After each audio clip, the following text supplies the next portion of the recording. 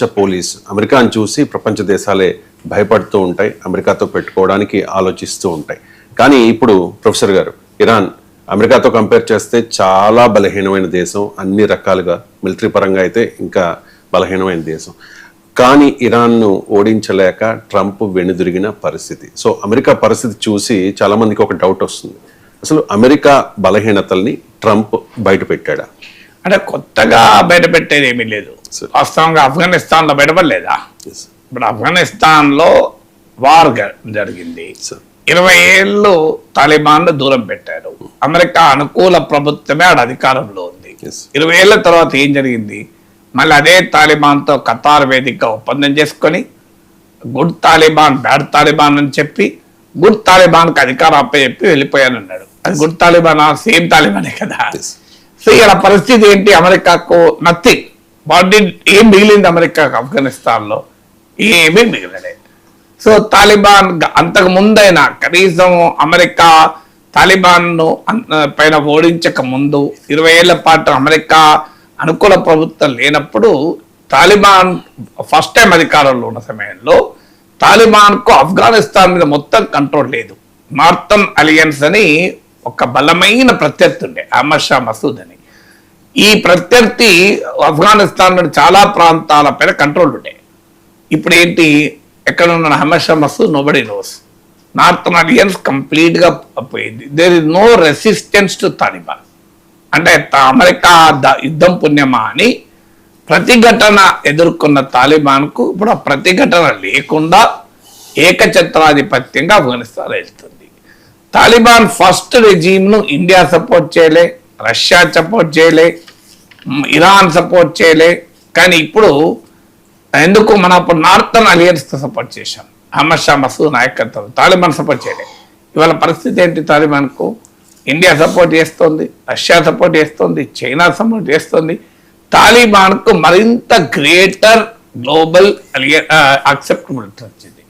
మీకు అంతకుముందు Taliban first time పవర్లో ఉన్నప్పుడు పాకిస్తాన్ చేతిలో ఒక పప్పెట్. ఇవాళ పాకిస్తాన్కే గుండెలో బంట స్వప్నమై కూర్చున్నది. పాకిస్తాన్ పైన యుద్ధం చేసే దశకు తాలిబాన్ ఎదిగింది. సో అల్టిమేట్గా ఆఫ్ఘనిస్తాన్లో అమెరికా సాధించింది ఏంటి అంటే ఆన్సర్ ఉందా? జీరో.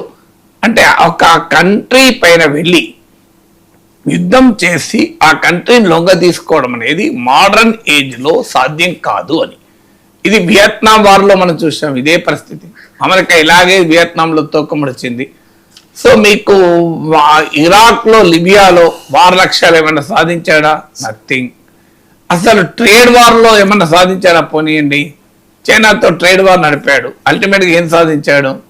సో అందువల్ల మీకు అమెరికా బలహీనతల కన్నా కూడా ఆధునిక యుద్ధ తంత్రాన్ని అర్థం చేసుకోవడంలో ట్రంప్ ఘోరంగా విఫలమయ్యాడు. అంటే military operational upper hand, strategic upper హ్యాండ్కు మధ్య తేడా ఉంటుంది. Military success is different from a strategic success. ఎంతటి శక్తివంతులైనా మిలిటరీ సక్సెస్ సాధించవచ్చు, కానీ స్ట్రాటజిక్ సక్సెస్ సాధించలేదు. సో అది క్లియర్గా ఈ వార్లో బయటకు వచ్చేసింది. ఇరాన్ లాంటి దేశాన్ని కూడా అమెరికా ఏమీ చేయలేదు, చాలా నష్టం చేసేది కరెక్టే. అల్టిమేట్గా ఇరాన్ ఏం చేయగలిగింది అమెరికా? ఎందుకంటే బార్డర్ దేశం కాదు, కొన్ని వందల కిలోమీటర్ల దూరంలో ఉన్న దేశం. ఒక రకంగా గ్రౌండ్ ఫోర్స్ దిగితే ఊబిలో దిగిపోతుంది. తర్వాత ఈ వార్ తెలియజేసిన మరొక పేజర్ అంశం ఏంటంటే వెరీ హై కాస్ట్ వెపన్స్ను వెరీ లో కాస్ట్ వెపన్స్తో నష్టం చేయవచ్చు. దీన్ని అసిమెట్రిక్ వార్ఫేర్ అంటారు. అంటే ఒక హై కాస్ట్ అసిమెట్రిక్ వార్ఫేర్లో ఒక ముఖ్యమైన డైమెన్షన్ ఇది. హై కాస్ట్ వెపన్స్, F-35 యుద్ధ విమానం మామూలుది కాదు, కొన్ని లక్షల డాలర్లు ఖర్చు అవుతుంది. సో ఆ ఒక్క F-35 ఒక చిన్న మిసైల్తో కొట్టేశాడు ఇరాన్. సో కనీసం ఒక 2-3 అమెరికన్ F-35 ఇరాన్ అటాక్ చేయగలిగింది. మీకు ఒక పెద్ద బ్యాటిల్ షిప్ను మీకు చిన్న భుజం మీద మోసుకెళ్ళగలిగే మిసైల్తో అటాక్ చేయగలరు. ఒక ఫ్లోటింగ్ సీ మైన్తో ఒక పెద్ద వార్షిప్ను, అంటే కొన్ని వందల విమానాలు, యుద్ధ విమానాలు ఫ్లై చేయగలిగే వార్షిప్ అటాక్ చేయగలరు. ఒక హై స్పీడ్ ప్రేలుడు పదార్థాలను ఒక స్పీడ్ బోట్తో అటాక్ చేయగలరు. అందుకే కదా స్ట్రైట్ ఆఫ్ హార్మూజ్లో 39 రోజులైనా ఇప్పటి వరకు ట్రంప్ ఒక్క యుద్ధనౌకను దించలేదు. లేకపోతే దించడు, వార్షిప్లను దించి స్ట్రైట్ ఆఫ్ హార్మూజ్ మిలిటరీగా రెస్టోర్ చేయొచ్చు కదా, చేయలేకపోయాడు. అంటే ఈ అసిమెట్రిక్ వార్ఫేర్లో ఉన్న మొదటి అంశం హై కాస్ట్ ఆయుధాలని వెరీ లో కాస్ట్ ఆయుధాలతో కూడా కొట్టవచ్చు అని. మీకు సింపుల్ డ్రోన్లతో భయంకరమైన నష్టాలు చేయగలిగారు, భయంకరమైన నష్టం ఒక సింపుల్ డ్రోన్లతో. ఇది ఈ వార్ఫేర్ అసిమెట్రిక్ వార్ఫేర్లో ఒక డైమెన్షన్. మూడవది అసిమెట్రిక్ వార్ఫేర్లో మరో డైమెన్షన్, యుద్ధ భూమిలో మిలిటరీ సక్సెస్ సాధించడం చాలా easy, military upper hand. Strategic upper hand సాధించడం అనేది కష్టం. ఎందుకు అంటే geo political and geo economic cost పెంచి కూడా యుద్ధంలో నిలబడచ్చు అని. అంటే జియో పొలిటికల్ జియో ఎకనామిక్, అప్పుడు ఇరాన్ చూడండి, ఇరాన్ ఆయుధాలతో అమెరికాని ఈ పరిస్థితికి నెట్టివేయలే. అమెరికా ట్రంప్ను దిగివచ్చేలా ఎలా చేసింది, ఆయుధాలతో చేసిందా? సింపుల్ స్ట్రైట్ ఆఫ్ హార్మూజ్ను మూసే చేయగలిగింది. ఇంకా బాబెల్ మండెవ్ను ముయ్యలే, ఇక అది మూసేది ఇంకా భయంకరంగా ఉండేది పరిస్థితి. బాబెల్ మండెవ్ను మూయాల్సిన అవసరం రాకుండానే స్ట్రైట్ ఆఫ్ హార్మూజ్ను మూసేస్తే ట్రంప్ను దిగివచ్చేలా చేయగలిగింది. అంటే ఆ గల్ఫ్ దేశాల పైన దాడులు చేసి ట్రంప్ను దిగివచ్చేలా చేయగలిగింది.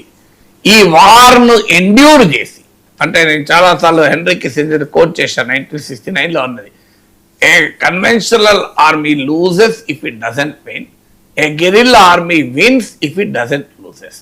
దాన్ని అసిమెట్రిక్ ఎండ్యూరెన్స్ అంటారు. ఆ అసిమెట్రిక్ ఎండ్యూరెన్స్తో బలమైన శత్రువును కూడా నిలువరించవచ్చు అని కూడా ఈ వార్ చూపెట్టింది. సో అందువల్ల Jio political geo economic cost పెంచడమే కాకుండా ఒక ఎండ్యూరెన్స్తో ఎలా చేయగలము అనేది. అందువల్ల అంటే కేవలం యుద్ధ భూమిలోనే ఉండే బలాబలాల మధ్య తేడానే యుద్ధ అవుట్కమ్ డిసైడ్ చేయదు. There are several other factors that decide the outcome of war. So the society in America, society in Iran, మీకు అమెరికన్ డెమోక్రసీ ఇరాన్కి ఆయుధమైంది.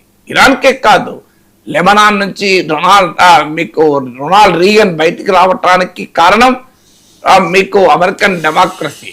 మీకు ఇరాక్లో జార్జ్ బుష్ తలవంపు కావటానికి 1979 ఆ ప్రాంతంలోనే జిమ్మీ కార్టర్ తల ఇబ్బంది పడటానికి కూడా కారణమైంది. అంటే అమెరికన్ డెమోక్రసీనే ఇరాన్ ఆయుధంగా చేసుకోగలిగింది.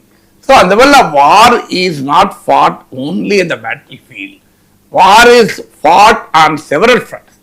So how American people, war is fought on American living rooms. American living రూమ్స్లో వార్ పట్ల వ్యతిరేకత వస్తే ట్రంప్ దగ్గర ఎన్ని వార్షిప్లు ఉన్నా, ఎన్ని ఎయిర్క్రాఫ్ట్లు ఉన్నా ఆగిపోతాయి. ఎందుకంటే ట్రంప్ దానికి భయపడాల్సి ఉంటుంది. పబ్లిక్ ఒపీనియన్ అక్కడ ఓట్లు కావాలి ట్రంప్కు. రేపు ఎలక్షన్లో ఓడిపోతే మనకు చాలా ఇబ్బంది పడతాడు. సో అందువల్ల ట్రంప్కు పొలిటికల్ కాస్ట్ పెంచడం వల్ల కూడా Iran can win the war అని నిరూపించింది. సో అందువల్ల war is not fought in the battle field, war is not fought only with the weaponry, war is fought strategically, war is fought geopolitically, war is fought geoeconomically, war is fought with endurance అనేది ఈ war తెలియజేస్తున్న అంశం. అందువల్ల America బలహీనతల కన్నా కూడా ఆధునిక యుద్ధ స్వభావాన్ని అర్థం చేసుకోవడంలో అమెరికా చాలాసార్లు విఫలమైంది. ప్రెసిడెంట్ ట్రంప్ మరోసారి ఘోరంగా విఫలమయ్యాడు. ఇరాన్ అమెరికా కాల్పుల విరమణ ఒప్పందంలో పాకిస్తాన్ కీలక పాత్ర వహించింది. బేస్డ్